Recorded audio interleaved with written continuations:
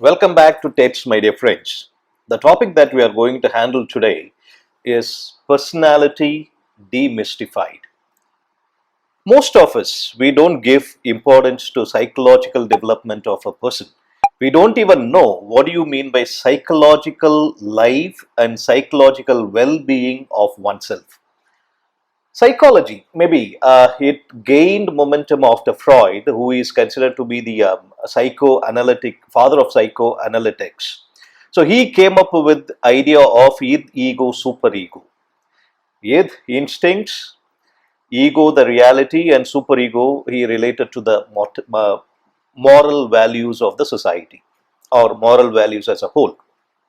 So, when Freud was talking about psychology, each and every action of a person is induced by some kind of a sensual pleasure. He was relating each and every action of a person to sensual pleasures. So, even he was saying a baby having drinking milk from mom is also related to sensual pleasures.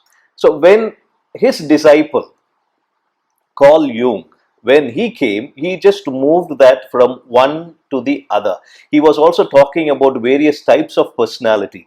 Today, what we are going to see is Carl Jung's different types of personality. Though we talk about personality for a longer period of time, in most of the places we talk about personality. But what we mean by personality is what we mean actually by personality. The word personality doesn't mean only to the external appearance of a person. For example, when we are talking about a person, what personality the person has. See how handsome he is, beautiful personality. So it is totally attributed only to the external appearance of a person. As of now, in the context of personality, whenever anybody talks about personality, they just attribute only to the external appearance of a person. Personality is not that.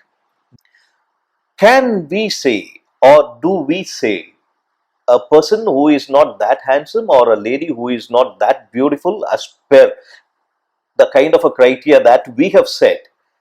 Though we say beauty lies in the eyes of the beholder, everybody is beautiful as far as I am concerned. But do we normally, as a human being, attribute a person who is not that much handsome, saying that what a personality he is? Normally, we don't do that. So, we normally attribute the personality to external appearance of a person. It is not. It is more into your own self. In the last video, we saw what is meant by know thyself, that is, knowing one's own self. It is so many things hidden inside.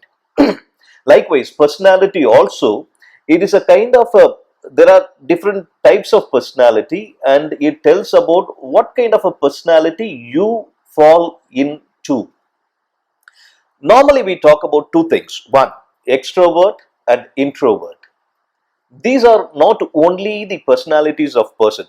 Every time one cannot be extrovert, every time one cannot be introvert. There may be certain occasions where things are mixed up too.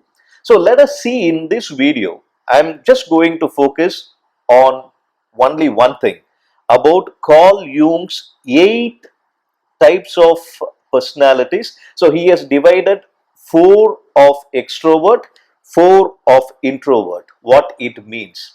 In this video, we will be focusing only on extrovert. In the next part, that is second video, we will be focusing on introverts. The first one, reflexive extrovert. We know what extrovert is. So people will be, they cannot stay alone, they want people around and they want to be with friends, they want to enjoy their life, move around, make noise, speak, talk a lot. But what do you mean by reflexive extrovert? Here, these kind of a people, they give more importance to their brain. So they evaluate, they accept only when things are given with evidence. This kind of people, they give more importance to the evidence. Unless and until it is proved with the evidence, they will never accept things.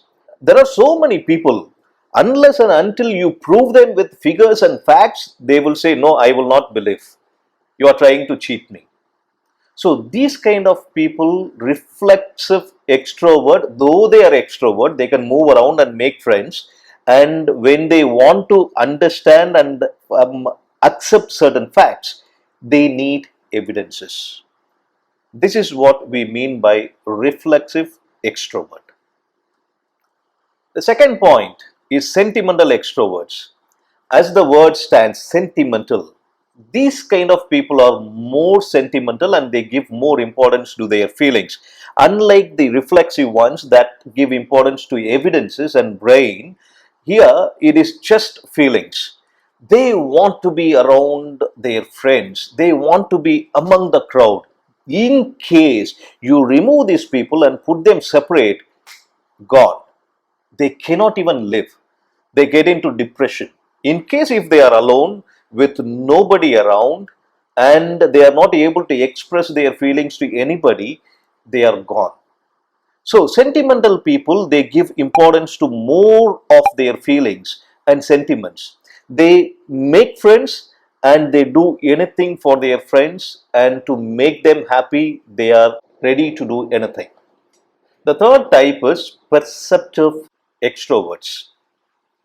See, these people are normally called as pleasure seekers. They give more importance to pleasure.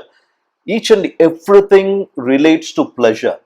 Though they are extroverts, they have certain things, they love certain objects. You might have seen some people not leaving certain objects what they like the most. They even attribute certain magical qualities to the objects.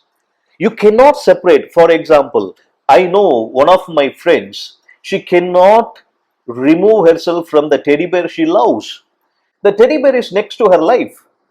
When we were doing our college, she had a different teddy bear. I met her recently, last year, when we went for our vacation. Only the teddy bear has changed, but the attitude towards the teddy bear is still the same. There are so many like this. A few might have been so much in love with dogs. They cannot live without dogs. So these kind of people are just pleasure seekers and they relate to certain objects or certain other things. Without them, they cannot live. And all these things happen on an unconscious level. They don't know. But when you tell them, only then they understand. So this is what we mean by perceptive extroverts. The fourth type is called intuitive extrovert. These kind of people are true adventurers. They are not only very highly active, but they are very much restless. They are the go-getters, but they can never be happy or they can never stay in one place. They are always restless.